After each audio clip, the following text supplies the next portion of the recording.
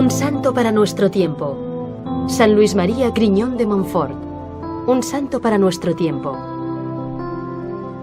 En el siglo XV, un extraordinario predicador español, San Vicente Ferrer, a lo largo de sus predicaciones en la Bretaña francesa, había anunciado: de este país saldrá un gran hombre, un misionero bendecido por Dios.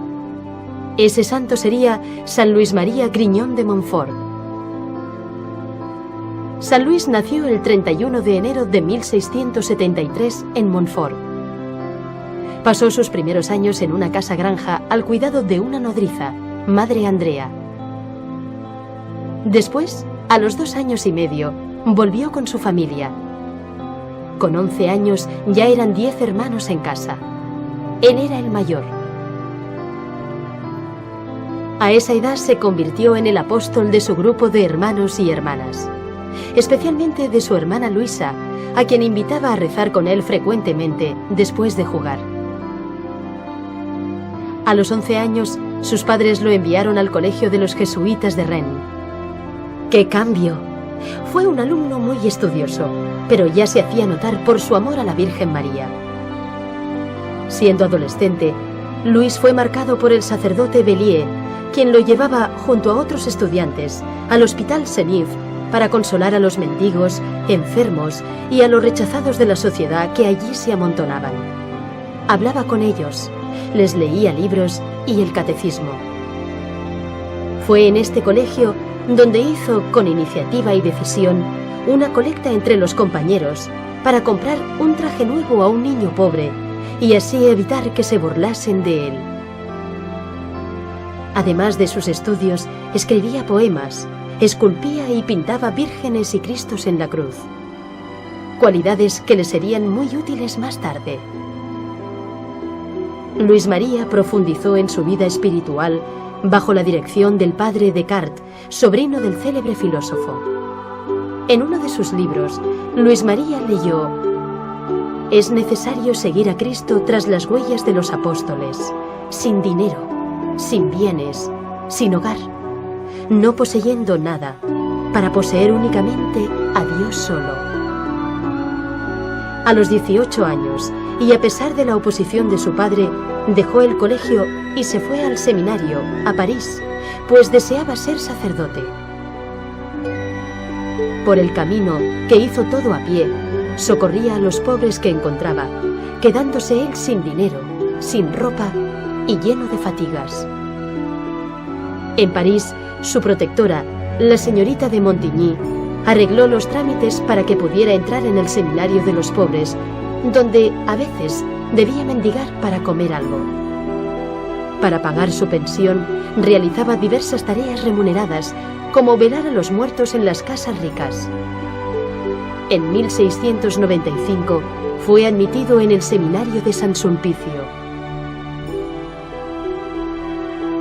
Una de sus grandes alegrías en su vida de seminarista fue ser elegido para representar el seminario en Notre-Dame de Chartres, camino que hizo a pie. 7 años después de su partida de Montfort, el 5 de junio de 1700, Luis María fue finalmente ordenado sacerdote. Celebró su primera misa en San Sulpicio ante el altar de la Virgen. Con un semblante de ángel, testificó su amigo Blaine. Luis deseaba ir de misionero lejos de Francia, pero los superiores le destinaron al hospital de Poitiers. Ahí viviría entre los enfermos abandonados, comiendo y vistiendo como ellos, durmiendo en el suelo. Pedía limosna para sus pobres, les servía la comida y organizaba todo el hospital. Luis María se comprometió a vivir en el hospital al estilo de Jesús.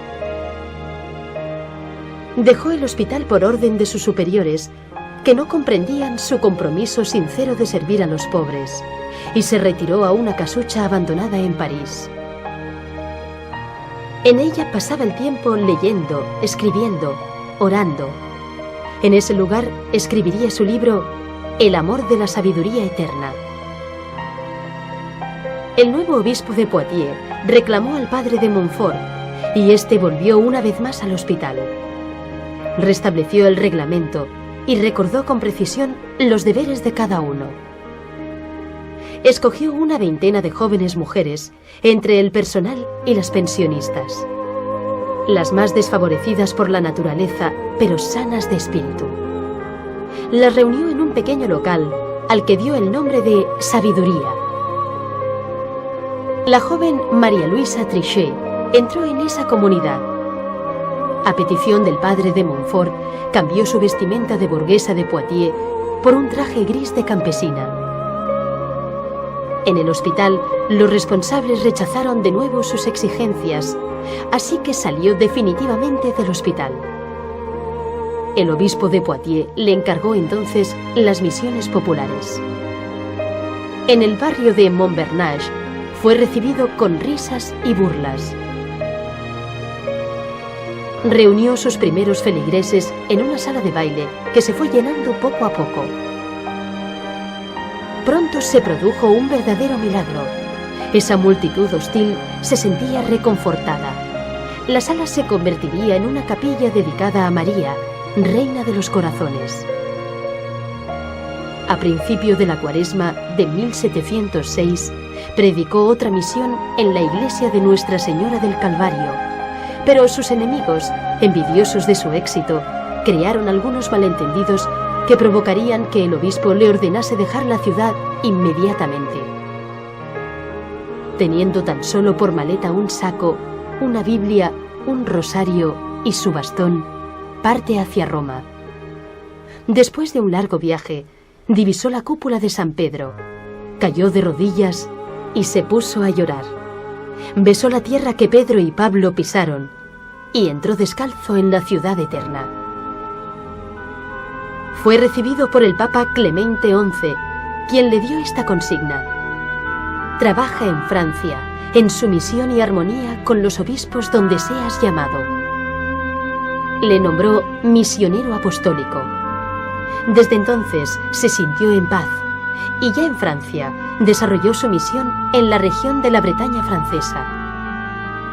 Restauró ermitas, predicó el Evangelio, enseñó el rezo del rosario y también cánticos. Él mismo componía la letra. Entusiasmaba a la gente cuando les hablaba de Dios y de María.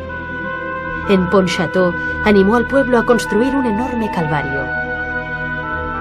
Se preparó la colina en la llanura y luego se colocaron 14 capillas que figuraban las 14 estaciones del Camino de la Cruz.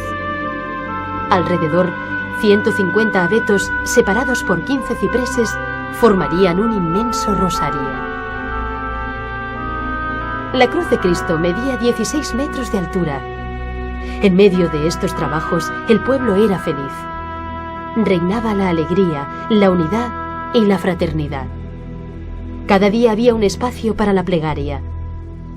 Un año más tarde, el trabajo estaba acabado. Luis María fijó la bendición del Calvario para el 14 de septiembre. El 13 de septiembre, hacia las 4 de la tarde, Luis recibía un despacho del obispo, quien, actuando a petición del gobernador de la región, le prohibía bendecir el Calvario al día siguiente. A pesar de su insistencia y su angustia, no obtuvo la revocación de la orden. En Pontchâteau se ignoraba todavía las órdenes de las autoridades y se esperaba la vuelta del padre Montfort para la bendición del Calvario.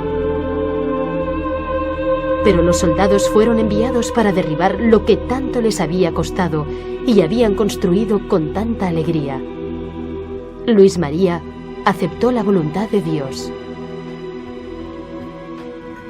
En la región de la Vendée, poblaciones cercanas a Nantes, encontró una calurosa acogida. Organizaba su predicación y acompañaba a la gente de cada pueblo durante las 4 semanas que duraba la misión. Antes de ir a trabajar, todos asistían a la misa. Los niños hacían la catequesis. Los adultos encontraban tiempo para dialogar con él. Acompañaba a los enfermos. Organizaba procesiones. Abrió escuelas, al frente de las cuales dejó a los hermanos de San Gabriel, y fundó también los misioneros de la Compañía de María. Quería también una escuela para niñas. Para dirigirla, no había olvidado a María Luisa Trichet. La primera quincena de mayo de 1715, las dos primeras hermanas de la sabiduría abrieron una escuela gratuita para las niñas pobres. En su libro Tratado de la verdadera devoción a la Santísima Virgen, nos dice: Jesús ha venido al mundo por María. Por ella, nosotros debemos acercarnos a Jesús y al Padre. Ha escrito cosas muy bonitas sobre María y nos enseña cómo ofrecernos a Jesús a través de sus manos. Saint-Laurent-sur-Sèvre, San Lorenzo, es el lugar de su última misión, que se desarrolló triunfalmente. Habló a los habitantes del pueblo de la dulzura de Jesús. Estaba muy enfermo y hubo de guardar cama como consecuencia de una grave pleuresía.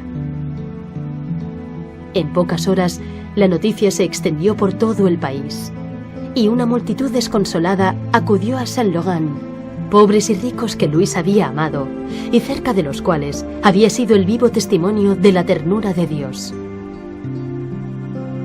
Murió el 28 de abril de 1716 a los 43 años de edad.